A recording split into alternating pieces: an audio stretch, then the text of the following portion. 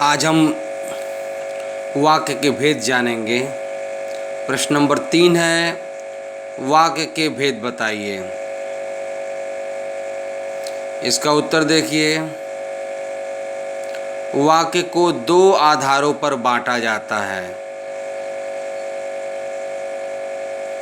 पहला रचना के आधार पर, दूसरा अर्थ के आधार पर।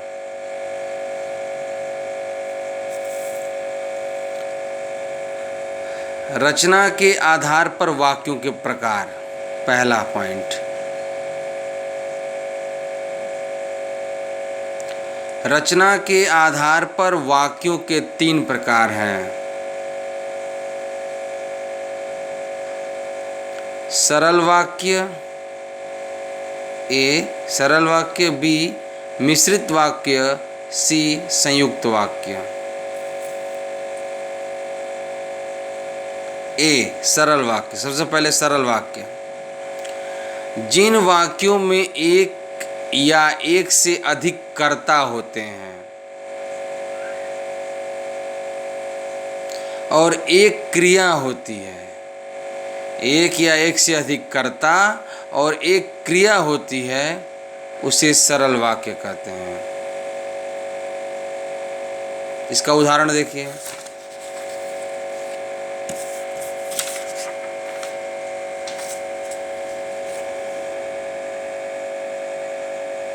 राजेश और रमेश पढ़ रहे हैं। अब देखिए, कर्ता एक या एक से अधिक 2 है इसमें, क्रिया एक ही है, पढ़ रहे हैं। वह खेलता है, इसमें कर्ता एक है। कर्ता एक या एक से अधिक होने चाहिए, तो एक है। खेलता है, ये क्रिया हो गई।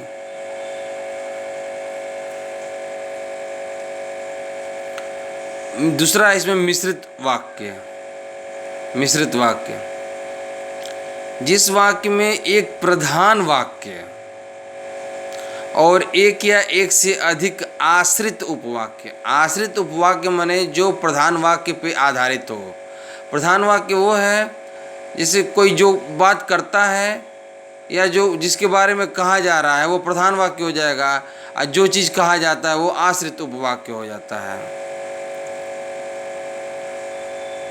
आगे चल के उदाहरण के माध्यम से और क्लियर कर दें हैं इसको। आश्रित उपवाक्य जो है प्रधान वाक्य पे आश्रित होता है, निर्भर रहता है। फिर से देखिए, जिस वाक्य में एक या एक प्रधान वाक्य और एक या एक से अधिक आश्रित उपवाक्य होते हैं, उसे मिश्रित वाक्य कहते हैं। जैसे दादी ने कहा कि कल वह मंदिर जाएंगी। अब दादी ने कहा, ये जो है ये प्रधान वाक्य होगा, लेकिन उन्होंने क्या कहा वो उनकी बातों पे निर्भर कर रहा है। उन्होंने कहा क्या, यानी कि वो आश्रित हो गया। जो कहा उन्होंने कि कल वह मंदिर जाएंगी, तो यह जो है आश्रित हो जाएगा, कल वह मंदिर जाएंगी। अब प्रधान वाक्य हो जाएगा दादी ने कहा। आश्रित उपवाक्य जो है वो भी 3 प्रकार के होते हैं। पहला संज्ञा उपवाक्य, जब आश्रित उपवाक्य किसी संज्ञा अथवा सर्वनाम के स्थान पर आता है, तब वह संज्ञा उपवाक्य कहलाता है। जैसे वह चाहता है कि मैं यहाँ कभी ना आऊं। मैं, ये जो है ये संज्ञा उपवाक्य, जिसमें संज्ञा अथवा सर्वनाम ये जो है आश्रित उपवाक्य में प्रयोग होते हैं। तो मैं यहाँ कभी ना आऊं, यह संज्ञा उपवाक्य हो गया। दूसरा ये विशेषण उपवाक्य।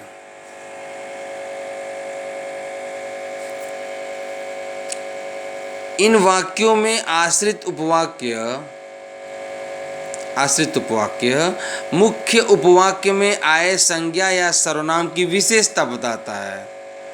मुख्य उपवाक्य या प्रधान वाक्य में आए संज्ञा अथवा सर्वनाम की विशेषता बताता है। जैसे देखिए, जो घड़ी मेज पर रखी है वह मुझे पुरस्कार स्वरूप मिली है। अब पुरस्कार स्वरूप मिली है। कौन सी घड़ी पुरस्कार स्वरूप मिली है? तो जो घड़ी मेज पर रखी है, यानी विशेषता क्या है? जो घड़ी मेज पर रखी है वही मिली है। तो यह विशेषण उपवाक्य हो गया। इसमें तीसरा है आश्रित उपवाक्य का तीसरा भेद है क्रिया विशेषण उपवाक्य। इसको जरा देखिए। जब आश्रित उपवाक्य प्रधान वाक्य की क्रिया की विशेषता बतलाता है, प्रधान वाक्य की क्रिया की विशेषता बतलाता है, तब वह क्रिया की विशेषता, याद रखिएगा, क्रिया की विशेषता बतलाता है, तब वह क्रिया विशेषण उपवाक्य कहलाता है। जैसे जब वह मेरे पास आया तब मैं सो रहा था, मैं सो रहा था, ये तो प्रधान वाक्य हो गया है। इसकी विशेषता क्या है? सो रहा था, ये तो क्रिया हो गया। इसकी विशेषता जब वो मेरे पास आया। मैं कब सो रहा था? जब वो मेरे पास आया। तो यह क्रिया विशेषण उपवाक्य हो गया। शेष कल।